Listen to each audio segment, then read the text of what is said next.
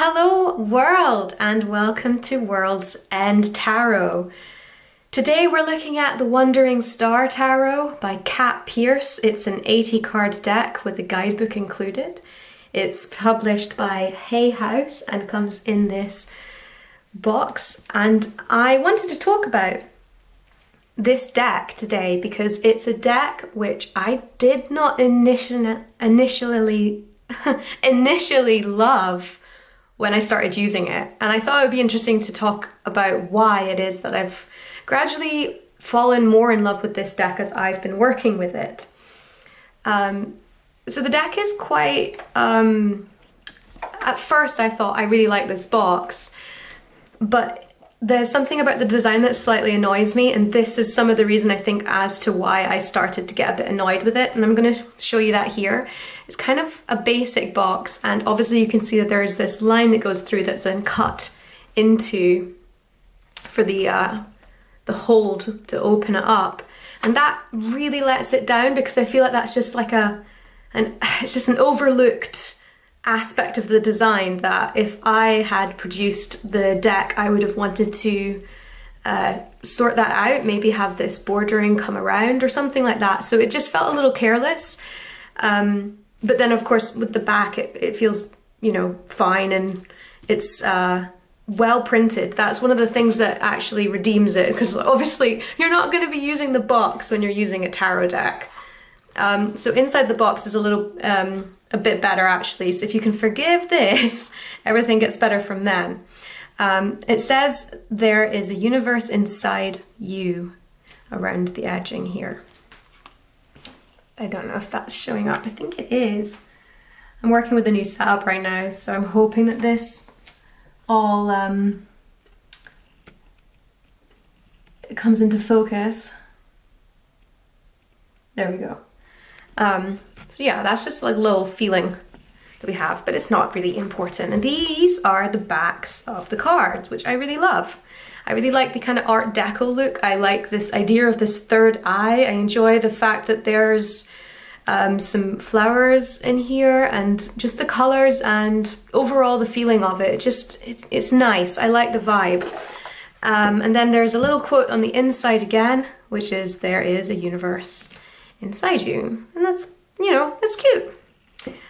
But let's have a look at the cards. So initially, they're kind of plain. There's no gold or silver fancy bordering going on here, but they do feel nice. They are a thicker kind of stock, and that is something that I do enjoy. I enjoy shuffling with these in the style that I choose to shuffle with, and frankly, like, my style works better with slightly thicker cards. I just prefer thicker cards. I feel sometimes like I can easily damage my cards if they're too thin, and frankly if they're too slippy. These cards have a nice feel, they have a matte texture to them, and they just, I don't know, they feel good in the hand. So why don't we have a flip through of all of the illustrations so you can have a look. I'll just keep quiet unless something very vital comes to mind, but here you go.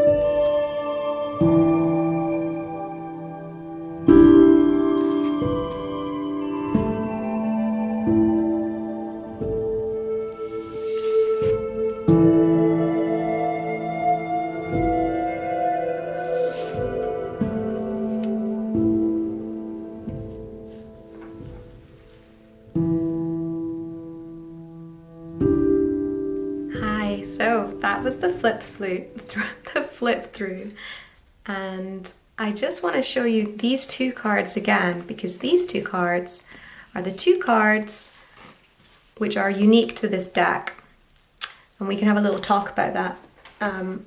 This is also the book that comes with the deck, and as you can see, it's a fair size, it's well made, it's robust, it's easy to get through. And inside the book we have an exclamation for each of these cards, and interestingly enough, if you're someone who likes to read cards with yes/no answers, these little cards have a tiny little no on the creator and a tiny little yes on the mother star.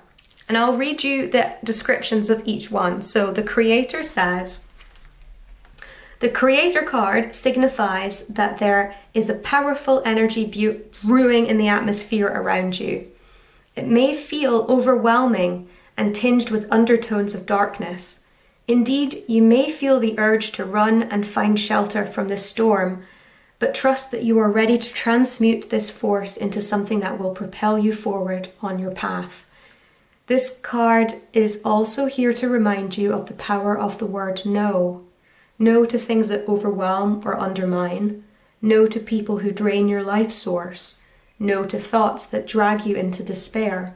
You are mightier than you think, and a glimmer of faith paired with solid intention can give you the power to harness lightning. Each day you have the choice to be the victim of fear or circumstance, or the creator of a new consciousness. Choose wisely. And then for the mother card, with the word yes, we have, the path that has led you to where you are today has been full of twists and turns. There may have been times when you doubted yourself and lost faith in your guides. The mother star's appearance means you are coming to a place now where you can look back and see that every setback served a purpose, and every failure taught you a much needed lesson. The strength, courage, and character you've gained along the way have made you into a unique and resilient person. It's time to step up and embody your full potential. The Mother Star holds a cup and a sword. She wears a pentacle around her neck and is flanked by wands. Her journey and soul exploration connect her in a balanced way to each suit of the minor arcana. And if she appears in a reading where you have a specific yes or no question, she represents a resounding yes. Her guide, the gentle, three-eyed, winged tiger, is also here to offer you assistance, vision, and strength as you embark on this new chapter of transformation. So that's just a little summary of this deck. I am using it quite regularly for my readings that are also available on this channel. And I have just been falling in love with the beautiful imagery in these cards. I like the I like the naivete of the artwork. I like how comforting it feels to look at the cards. I like the brightness of the colors. I like that they don't feel like super severe when they're cards with like intense messages like these two cards here. I feel like there's something I can work with as a reader, particularly if I want to read with a bit more of a empathetic tone to those of you who are getting a reading from me. And I just really have been falling in love with them. And I think it's so interesting that when I first started using this deck, I actually considered if maybe I wasn't really right for it. And just, I really have made a massive turnaround in how I perceive this deck. It's just so comforting. There's something just really easy for me to, I just really enjoy reading with it. I feel like I can really get a lot more out of these cards than some cards, some decks I have used in the past just haven't really felt for me. And this one definitely has a place in my collection that I'm really enjoying. Yeah, so that is the Wandering Star Tarot.